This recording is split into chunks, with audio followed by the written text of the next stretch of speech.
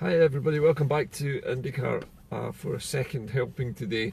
I don't often do second helpings on IndyCar, but today I kind of thought we really needed to say something positive amongst all of the negative spin and carry on that's going on with Brexit at the moment. So I wanted to do a quick piece to camera today about a country that actually does know what it wants and does know where it's going and does have clear, strong leadership, and that of course is our own country, Scotland. We're not sitting around examining our navels and worrying and fretting about whether we want to be in the European Union or not. We already know that we want to be in the European Union, and we already are in the European Union.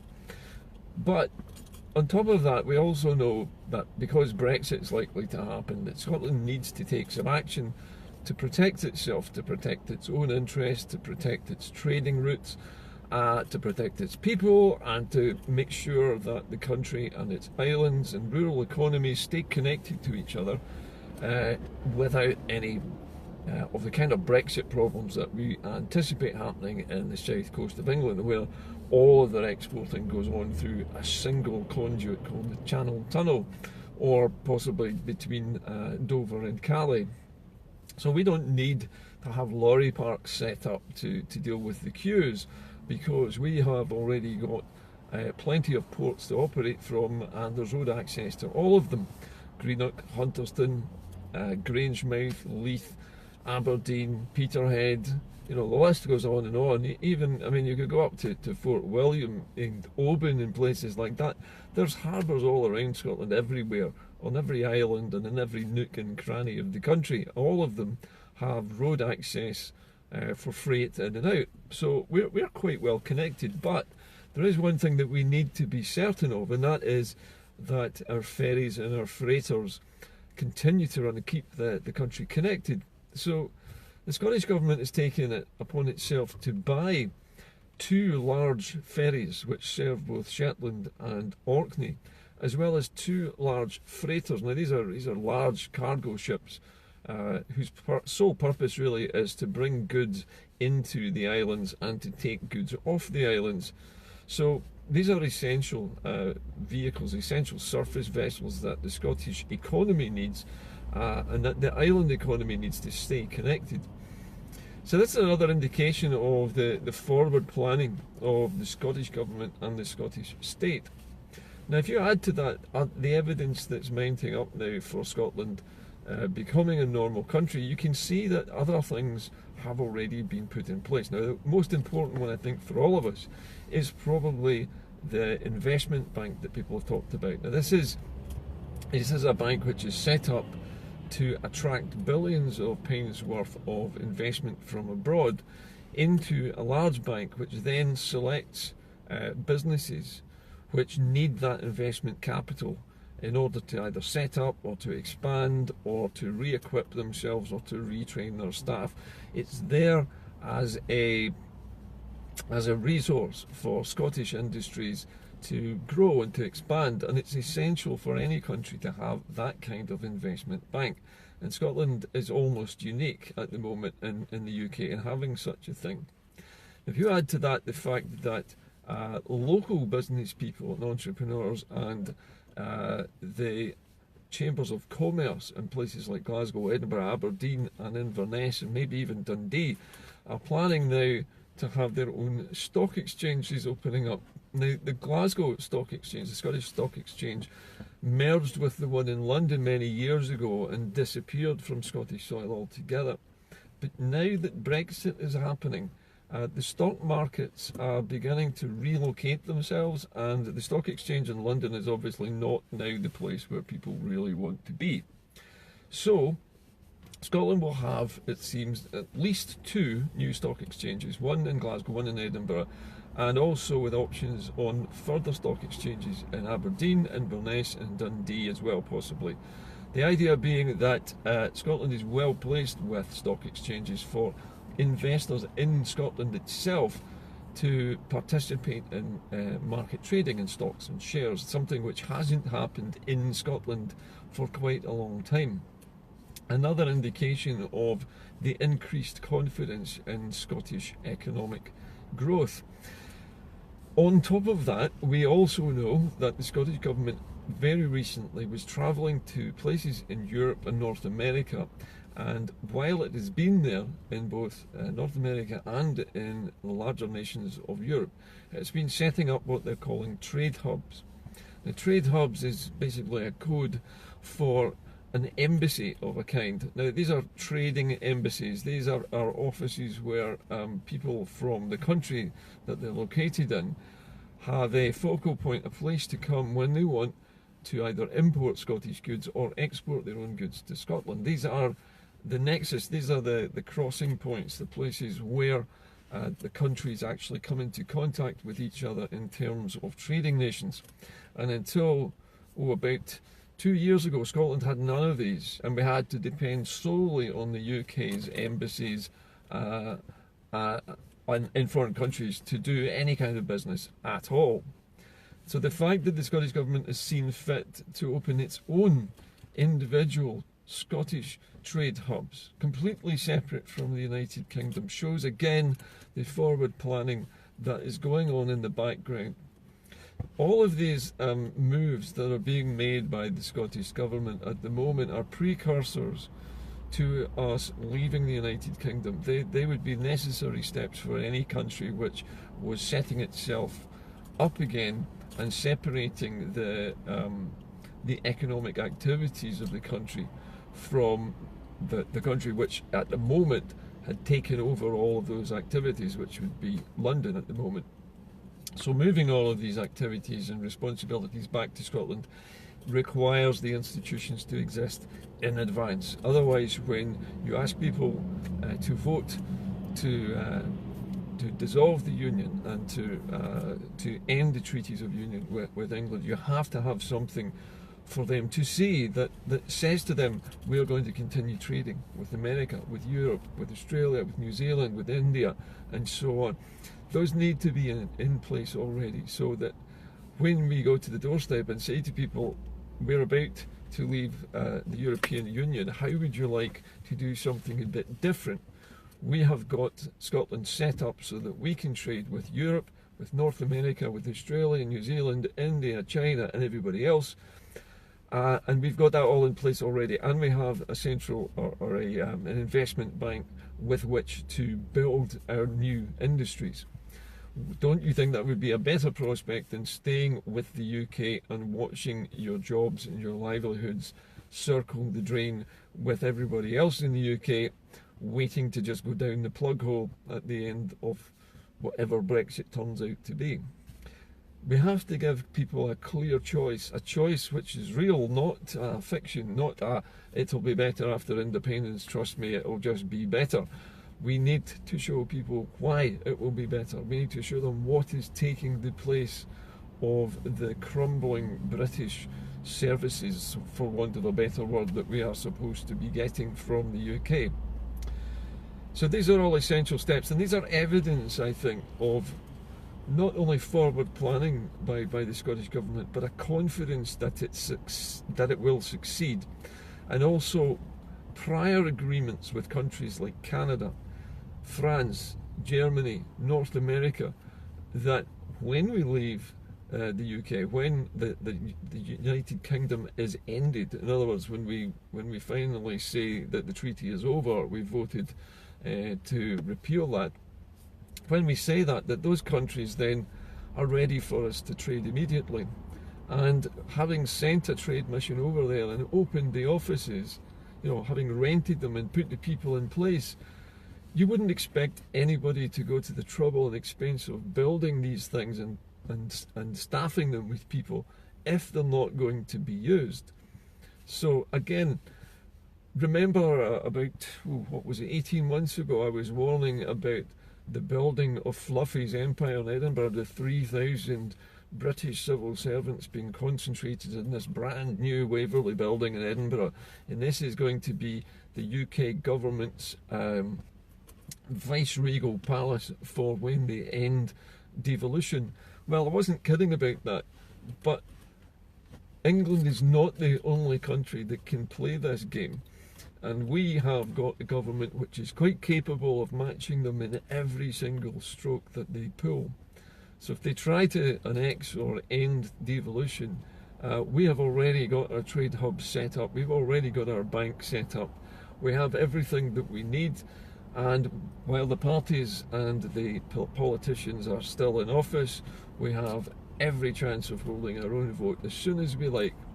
In fact, it can happen much, much quicker than people imagine. There are always, in every country, there are always emergency procedures, things that you can do in extreme circumstances that you wouldn't normally be able to do. Powers exist, not only in the UK for dealing with emergencies, which I'm sure they will do with military force and might and military equipment if they need to do it, but also in Scotland we have similar civil defence contingency plans in place that are nothing at all to do with the United Kingdom. Because in order for any of these offices in foreign countries to work, and the investment bank to be any use, and the tax office, and the benefits office, and all the myriad other things that the Scottish Government has created as infrastructure for Scotland to operate by itself, none of those things they would have bothered to do if they didn't plan to use them. There's also this week news that ScotRail, it's basically the publicly owned railway network in Scotland, is planning to do big things in the future with the railway network. Not only electrifying railway tracks, but introducing things like hydrogen-powered trains, using fuel cell technology, using cable-free railways where you have electric trains that don't need cables anymore. All kinds of new developments are being planned by ScotRail and are being funded by the Scottish Government, which has also incidentally set up things like a special lightweight materials technology plant in the Central Belt, which its clear purpose is to create new aerospace materials for things like Scottish-built spacecraft, satellites, aircraft, all manner of high technology hardware that can be built in Scotland if you have things like a lightweight materials technology centre. Scotland has one of the best aerospace engineering departments in the world in Strathclyde University. Glasgow not far behind it. Glasgow is notable for having given birth to the term hypersonics way back in 1959. One of its own lecturers actually invented the term and invented the very type of spacecraft that can fly hypersonically. So all kinds of things have been done in Scotland, and the capabilities exist here, and they're really just waiting for you, the public, to say go. And that's basically it. We're ready to go. Remember, we're not fighting for independence. Scotland is already a country. It's not dependent on England, and it hasn't been dependent on England for centuries.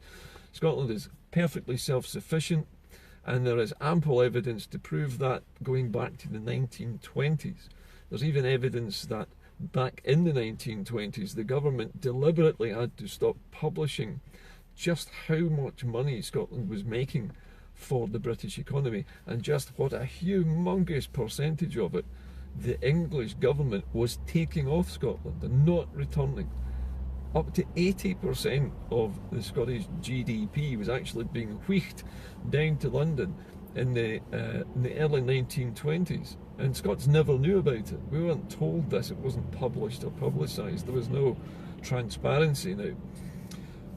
But we know this now, and we know that because Scotland is not dependent on England, and it's not dependent on oil either, remember, because our economy works perfectly well, even though England doesn't let us get any of our own oil money, it's burning through it itself to pay its debts. We know that we're independent, we know that we can finance ourselves, we know that we can stand on our own feet, and not only that, but run at a profit, because Scotland has never made a loss. In all the years that they've been keeping books on the Scottish economy, it has never made a loss as far as I'm aware. I may be wrong, there might be 1 or 2 years where they dipped into the red that I don't know about, But as far as I can see from all the records I've ever seen, Scotland's never made a loss. It's always been in the black. It's always made a profit. And who spends that profit? Well, it's not us, is it? It goes to England and they spend it. So anyway, the point of the broadcast today is to remind you of all of the positive planning and building work that is going on to nation build Scotland before we vote again on separating ourselves from London. Remember, we're not voting for independence. We're voting for an end to the Union. That's all. An end to the Union means returning the power that we have lent to London and taking it back to Holyrood where we can use it fully. It means an end to us hosting weapons of mass destruction. It means an end to us being the dumping ground for the UK's toxic waste, for its unexploded bombs and missiles and shells and rockets that it's dumped into our inshore waters and our fishing grounds over the last 100 years. It means an end to all of that, and it will force the UK to clean up the toxic filth that is dumped in Scotland, on Scotland's shores, and also to clean up the nuclear power plants that it built, some of them so experimental, like Dounreay, that they actually placed them at the other end of the country because they were so worried that it might blow up and contaminate the rest of England. So we are ready to go, and all of these things have been put in place, and the Scottish Government will put more of these building blocks in place over the next few weeks and months, and we will get a chance to vote on whether we want to repeal the Acts of Union and whether we want to adopt the new Scottish Constitution. Oh, by the way, the Scottish Constitution, somebody was nagging me the other day to bring it up to date, so I will. Dr. Mark McNaught, the author of the new Scottish Constitution, along with 250 of our country people who also took the trouble to read through, criticise and amend the new constitution. It's the only publicly amended constitution that's ever been written, to my knowledge. Anyway, the fact is that that constitution in its final draft has now been submitted and lodged at the Scottish Parliament.